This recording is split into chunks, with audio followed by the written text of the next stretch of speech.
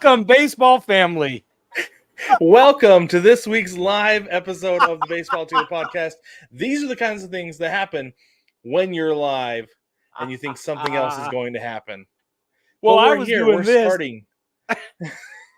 and Brad. But we're. I thought he was. Yeah, I'm saying you. Yep, you. I'm agreeing with I you. did, Anyway. but I pushed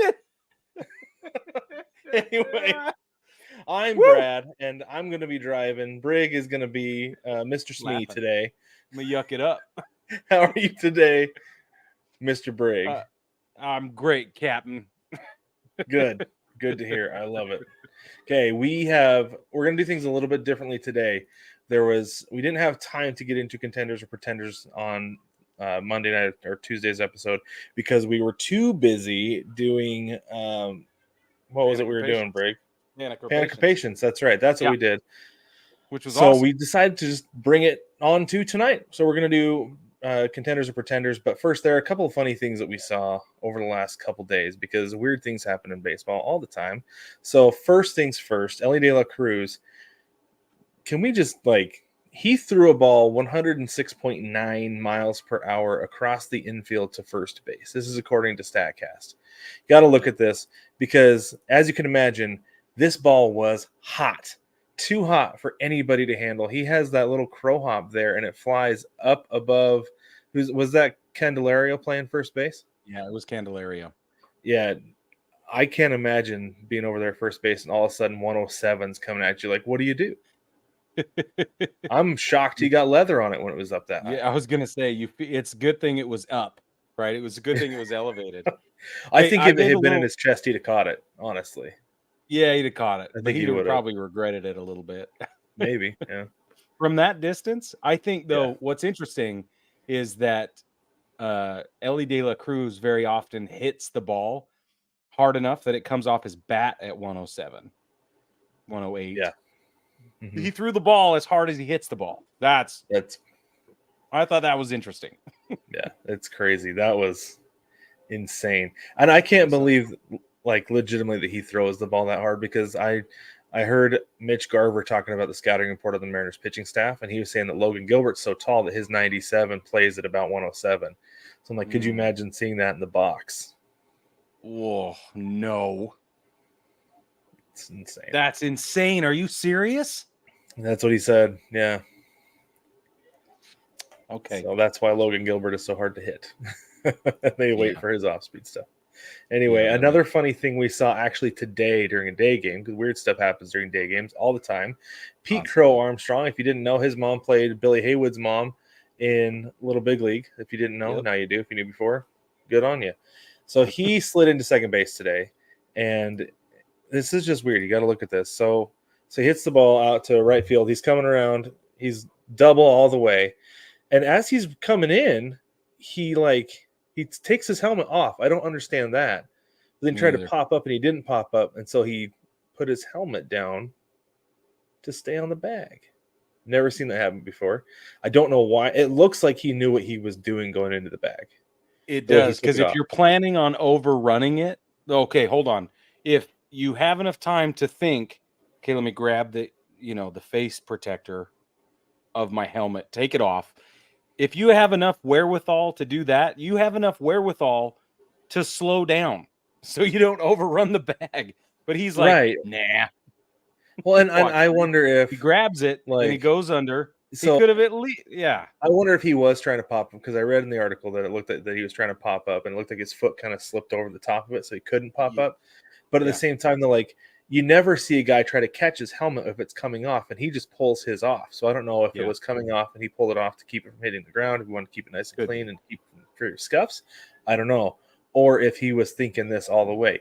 If he was, fascinating, but he doesn't know the rule, just like the rest of us didn't know the rule.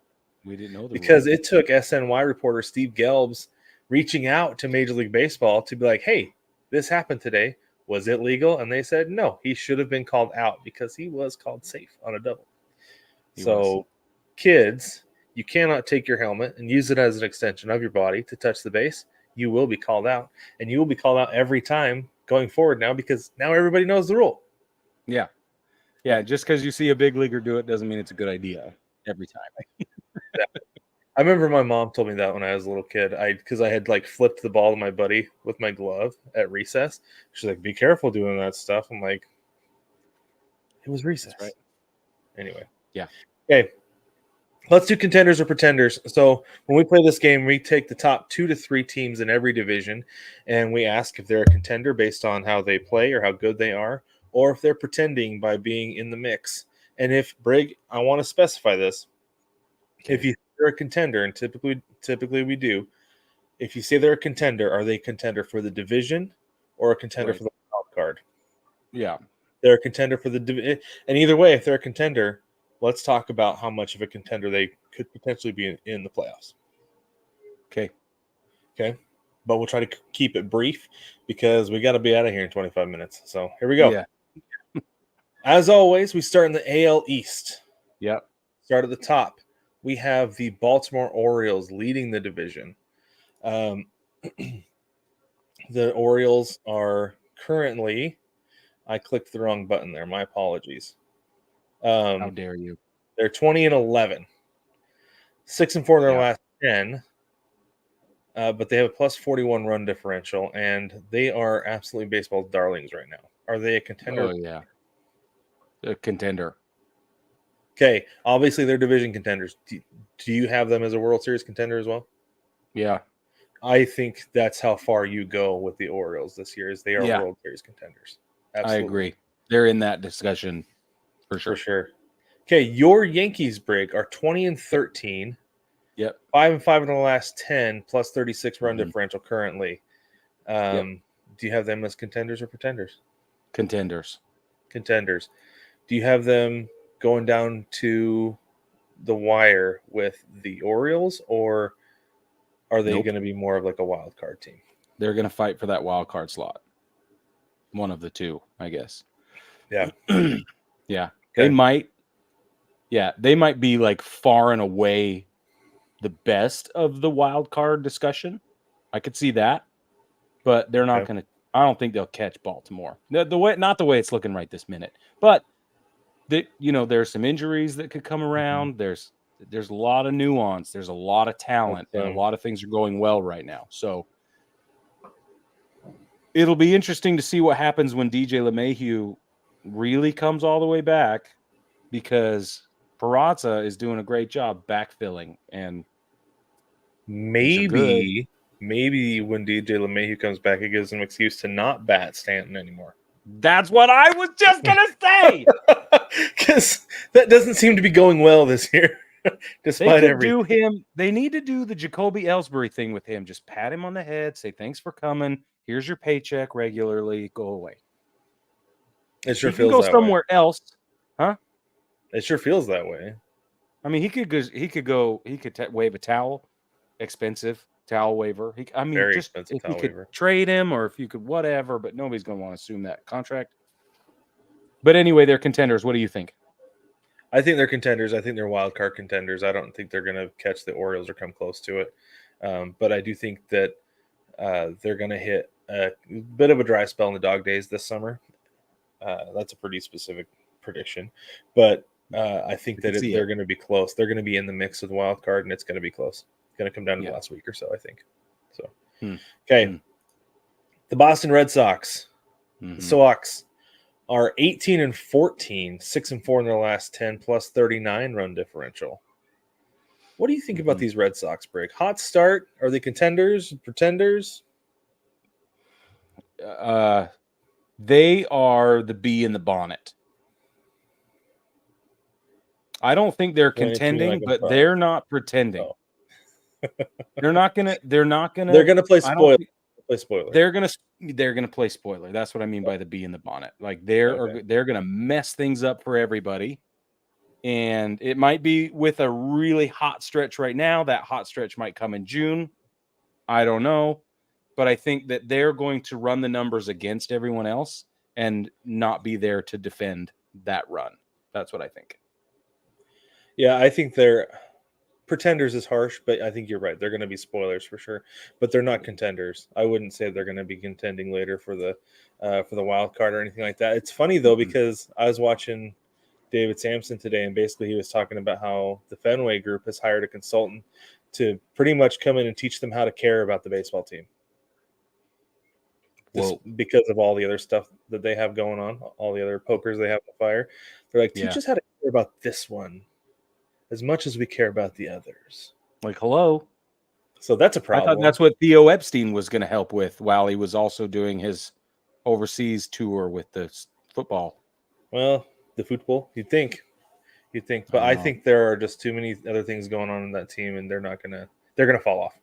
They're going to fall off. Yeah. Okay, let's move to the AL Central because I don't want to get into the Blue Jays right now. They're under 500. They've got a bunch of issues, so we're not going to get into that. AL Central. AL Central's tight, and I think it will continue to be tight. Yeah. Let's start with the Cleveland Baseball Club, sitting at the top of the AL Central. For a while, they had the best record in baseball. They are tied with like 4 or 5 other teams at 20 wins. If it wasn't for the Phillies in 21, then they would be tied for the best record in baseball. Anyway, 20-10. They are 6-4 in their last 10, plus 46 run differential. What do you think of this team? Contenders or pretenders? I'm not buying it. I'm calling. Nope. I'm not buying. I'm calling BS. Hot start with a fresh manager. 100%. This is going to fall off. I'm maybe this is a hot take, but I'm not just not sold. They're going to blow it. It's not going to happen for Cleveland. Yeah. Okay. I'm going to call them contenders just because I feel like this division is going to stay tight. They're not going to be up with the best record in baseball. They're going to have bad stretches. Everybody else in this division, but they're contenders for their division for sure. I would definitely wouldn't say they're World Series contenders, but they're contenders for the title for sure. I don't think so at all. But I'm glad you do because you get to be wrong sometimes too, Brad. That's okay. That's true. You're right. Okay, let's go on to the Kansas City Royals. My Kansas City Royals, I'll say it. You love them. They're 19-13, 6-4 in their last 10, plus 50 run differential. Mm-hmm. That, Brig, is actually the best in Major League Baseball. Yes, it is. If you can believe it. Yep. Do you think they're contenders or pretenders? They're division contenders. They are division contenders. I will die on this hill. I've been saying it for weeks, sir. Good and I am team, surprised. I am surprised, but it's a real thing. It seems like they figured out that pitching, at least for now. Pitching can fall off. I understand. Guys can get tired. It can fall off. But that offense is to a point now where they are clicking on all cylinders. Let me tell you what I think about the Royals. I think that they went into this season going with blinders on. Like, we're not even going to worry about anybody else. We're just going to play our game. We're going to play it this way. We're going to do it every time. Let them pick against us. Yeah, and I don't even think they're thinking of other people that much. Right. I think they're taking it one day at a time.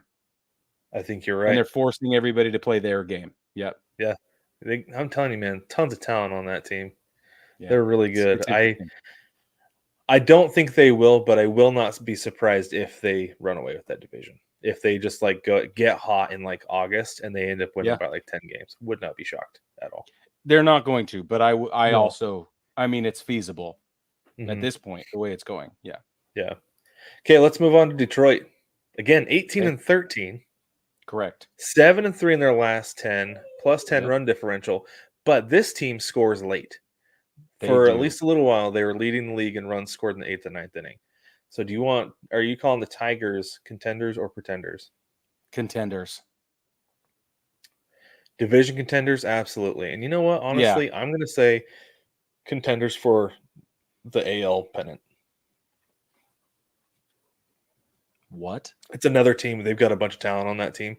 They severely underperformed last year. Oh, we've been waiting for this team to click for 2 years, and it's finally happening. Yeah. I wouldn't be surprised if the top two teams in this division were the Royals and the Tigers at the end of the year. Oh, in the Central, that's exactly what's going to happen. That's what I'm predicting. Yeah. As of today, my meaningless predictions aside. New meaningless predictions. This one. Okay. Yeah. So let's go down to the Twins then. The Twins are they're 17-3. They've won 10 in a row. You're not buying it? Nope. I'm over it. You're over it. Yeah. Over it before. Okay. Same with Cleveland. I'm like, whatever. I'm not buying it. I'm not going to call the Twins contenders though. They are pretenders. This is a hot streak. Yeah. They happen early. Yep. You get things on the right page for a little bit. I think who they were early is who they're going to be. I don't think this is who they are. I think you're right. You got it, baby. That's exactly right. On to the AL West. My Okay. Seattle Mariners are in first place by half a game because the Rangers won today. 17-14, 7-3 in their last 10. And because I pay close attention, won 5 series in a row. Series against Brig, swept the Reds. Yep. They've won a series against the defending world champs, a series against the defending National League champs, and then against perennially the best regular season team in baseball, the Atlanta Braves. 4 of their last 5 series have been that. Heavy. And they've won them. Yep. Plus 9 run differential is all because the offense is anemic today, as it always is in April. Contenders or pretenders. Rock solid. Dude, pitching, so they've gone 19 straight starts where they've given up a total of 19 earned runs. Yep. That's amazing. Think about it. Say that again. They have gone 19 straight starts and they've only given up 19 runs. Earned runs. Because they lost yesterday because of 4 unearned runs. That's right. Because of 2 errors in 1 inning. That's true. But this is the thing, though. That was, you know who it was that started that game, though, Brig? Was the number 6 starter, Emerson Hancock. Whoa. Not the number 5 starter, the number 6 starter. The number 5 starter is on his way back. Oh, yeah. Do we even need to answer the pretender question here? Well, you know I'm going to call them contenders. I've been calling them contenders since. But I'm less affected, and I totally feel the same way. Okay, excellent. They're going to contend for the division, and if they don't make it through to the division, if somehow they get topped off, they are going to have the best record for the wild card spot with the Yankees. It's going to be like, which one? I could go for that. That'd be fun. It'd be awesome. Make some really good content for us in September. Yeah. Probably some pies at stake. Okay. Pies for sure. Texas Rangers 17-15, 6-4 in their last 10, plus 18 run differential. What do you think about the Rangers? Contenders, pretenders? They're contenders. Got to be contenders. I cannot write off the defending World Series champs unless they're 10 games under 500 in like August. Right? Exactly. Like that, I've got to hold off that long. Off a cliff after the All-Star break. Mm-hmm. Yeah. Yep. Okay, this one's for fun. This is for fun. Yeah. The A's, 15-17, 7-3 in their last 10, 4-game winning streak, minus 32 run differential. I'm not going to say for the division, but are the A's going to contend for a wild card spot? No, but they are going to mess things up like Boston will, but from the other direction. They're going to spoil all kinds of exciting plans for other people. Yeah, they already beat the Yankees plenty of times, like enough times. What is it? Would they take 2 games out of 4? 2 out of 4 or something like that? I'd have to go back and look, but I just remember. I'm checking right now because they just swept somebody. I just remember having to clean the vomit out of my mouth. They swept the Pirates. That's okay. I mean, it's a sweep. So the thing is, though, over the last 3 years, though, that wouldn't have happened. That's no matter how bad the Pirates were, it would not have happened. You're right. So they got that going for them, which is nice. Yeah. Okay, over to the National League, NL East. The Atlanta Braves, 20-9, 6-4 in their last 10, plus 48 run differential. They're contenders every single year. Forget about it. You've got to go so far the World Series contenders as well because come on, that's easy. The Phillies then 21-11, most wins in baseball currently. Yeah, right. 7 in the last 10, 2-game winning streak, plus 27 run differential. What do you think about the Phillies, Brig? Are they going to contend for the division? Are they going to give the Braves a run for their money in the division? Yes. Okay. So are they going to contend to get back to the World Series and possibly win it this year? They're going to go for it, obviously, and I think they're going to make a run for it. No, I mean, I think it'll come down to we're going to have this conversation in September. Yeah.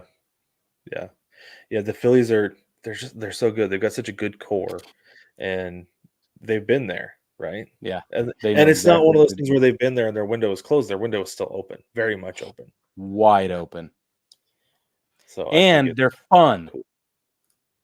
That's the thing that's still like the Braves are fun because you enjoy watching people win. Well, and winners. I feel like the Braves and Phillies are fun for the same reason. They have guys I like watching. Okay, right? But I think I was watching the Mariners and the Braves in 1 through 5 in that batting order. I was like, gosh dang, I like watching this dude. They both have tons of talent. I'm just talking about vibes. Remember at the end of last season, we were like, gosh, this beer drinking brawling Phillies team, like they still have that. Yeah. They still have that vibe. They still have that same energy. And that's what I mean. That's what I mean by when I say it's fun. It's like the Braves are professional and they are systematic and they're like machines. And you just know. But I feel like it's just a different atmosphere with Philly. It is. Not that it's better or worse. It's just fun. Right. Yep. No, energy. I see what you're saying. Something. Yeah. The synergy. Mm.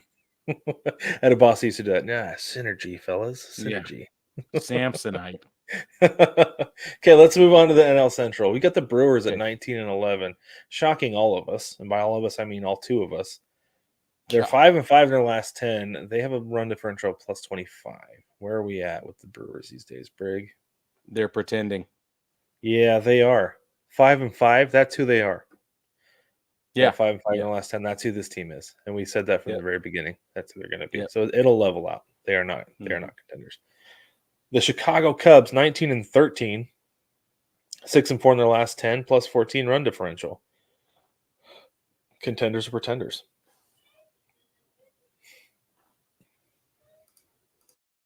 I can't call them pretenders. I'm not going to call them pretenders, but I'm not sold on contention either. I'm just not. I know. I think tough. That. Good. We're on the same page. This is the thing: is they have a lot of talent on that team. There are a lot of really good players there.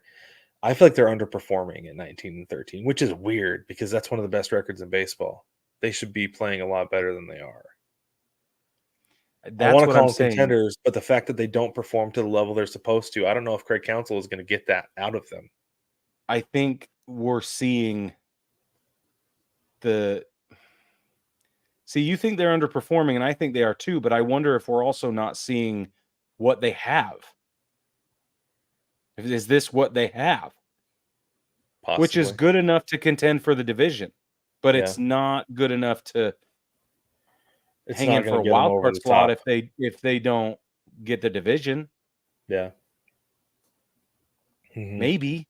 It's tough this team is the toughest one to it is because speaking of underperforming, let's move on to the Reds because the Reds are 16 and 15, 4-6 in their last 10, 2-game losing streak plus 18 run differential.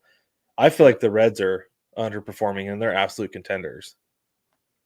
100% agree with you. And it could just be 100%. One of those slow starts, right? And that's how I feel about the Reds is that it's slow. I think there's some weird going on that they have to iron out. I think this De La Cruz thing, Ellie De La Cruz, is for me, it's hilarious, but it's also like, I think you could boil it down to the essence of how they make me feel. Like lots of overachieving, lots of trying too hard, lots of excitement and talent. And it's just, they haven't channeled it yet or something. That's what I was going to say. They haven't figured out how to rein it in quite yet. Yeah. Ellie De La Cruz throwing 107 mile an hour laser to first base. Like, okay, dude, we get it. Like, just take some off. You don't have to throw 110% every time, or I should say 107% every single time. Yeah. Like, just throw it hard enough to get it over there. I know it's a close play, but throw hard enough to get over there. Get the guy out. Yeah, there's got to be some reining in the talent there before things happen for them. That's right. And he had time. He took a stutter step to make sure. He took like a crow hop and a half. Yeah, it was. I guess it was a crow hop, but like a skip. It was enough time for a veteran to have made an absolutely perfect execution of a throw. Right. Yeah. And I think that this is that young sort of flailing or whatever that we want to call it. Yeah. That's how I feel about Cincinnati. But they're going to tighten it up and it'll be okay. Right. I agree. It will be. Okay. Yep. Okay. Dodgers, there's no need. World Series contenders, 20 and 13. Easy. They've got some warts. They'll get them ironed out. I'm not worried about it. They'll be fine. Yeah. Especially in the division where the next team in line is the Padres at 16 and 18. 4-6 in their last 10. They are flat even on their run differential. Do you think the Padres are contenders or pretenders in the wild card game? They're pretending. This is not the wild card Padres. They're going to underachieve again. Yeah, they're going to fall off. I don't know what this is. To me, it's not even pretending. It's just that they're underachieving. They need to be way better than they are because, again, the talent they have on that team. Yeah, it's not. There's something going on there. Don't know what it is, but for whatever it is, the water hole has been poisoned. Okay, now another sub 500 team, the Giants, 15-17. They're 5-5 in their last 10, minus 23 run differential. Yeah, you'd think they would be better, but apparently they're not. Right. Is this who they are, or are they potential contenders? This is not who they are. They are going to work this out. They are going to iron out the personnel shifts and whatever sort of, I don't know if there's a clubhouse thing going on or whatever. And they are going to make the necessary moves as needed, and they're going to figure it out. We're going to see them in a wild card discussion at the end of the season. Right, and part of what they've seen this early was Blake Snell not ready for the season, going out there and starting a couple games. Yeah. So that if doesn't they had a starter who was ready to go for the season, they would at least be 500, probably. I think so. I still don't think that accounts for offensive production, obviously. And they got but it accounts for the negative. It accounts for the negative side of the run differential. And it sure does. Column. Yep. So I think anyway. I think you're right. I do think they're going to be just above 500. They're going to be contenders, possibly late in the wild card. I don't think they'll make it though, but I'm going to put them as wild card contenders. Yeah, but I'm not convinced they'll make it either. But that's where they're going to end up. Okay. All right, that is Contenders and Pretenders. Let us know what you think about that. We're going to go real quick. Actually, let's just skip the TV schedule. Let's talk real quick about Patreon, Brig. Baseball family, if you like what we're doing, you can support the show directly. The easiest way to do so is by hopping onto Patreon and supporting the show. There's a link in the description of every single episode. You can hop over to Patreon, or you can go to patreon.com and search Baseball Together. Everybody gets the bullpen cut of the show. It's unedited, uncut version. All the before, middle, and after stuff that we talk about. You get to hear some extra bonus stuff from the guests that we have, because sometimes they'll share stories that they didn't talk about during the actual interview. So there's that. And then everybody gets a sticker and other perks to go along with it. So hop on over to Patreon and see what you think of that. Before we go, let's do this day in baseball history, May 2nd, 1958. In what nearly turns into a TV war, the Yankees threaten to broadcast their games nationwide if the NL goes ahead with its plan to allow other broadcasts, especially those of the Dodgers and the Giants, into the Yankees TV market. The Dodgers and Giants moved to the West Coast that same year. Fascinating how that worked out. Fascinating. Mm-hmm. Yep. Well, baseball family, thanks for joining us. We really appreciate you coming and checking out our Thursday Night Live. Every Tuesday morning, we have a new episode drops. So hop onto YouTube or whatever podcast platform you use and check out the episode there.